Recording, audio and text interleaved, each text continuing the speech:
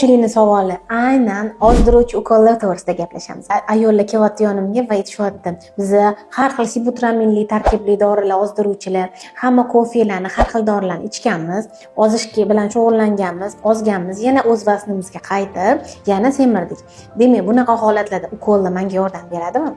Albatta yordam berishi mumkin, lekin siz juda ham ko'plab har xil tabletkalarni, har xil muolajalarni ko'rganingizdan ayrim paytda organizmda bunga sezgirlikni pasayishi kuzatiladi va buni natijasida ayol bu narsani ichgandan keyin yoki ukollarni olgandan keyin o'zi xohlagan effektni ola olmasligi mumkin.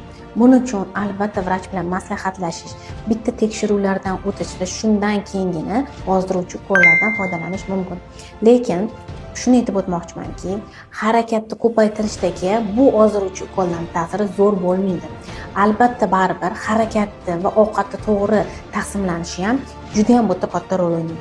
Ukollar bilan birgalikda baribir parhez tutilishi va harakatni ko'paytirilishi zarur.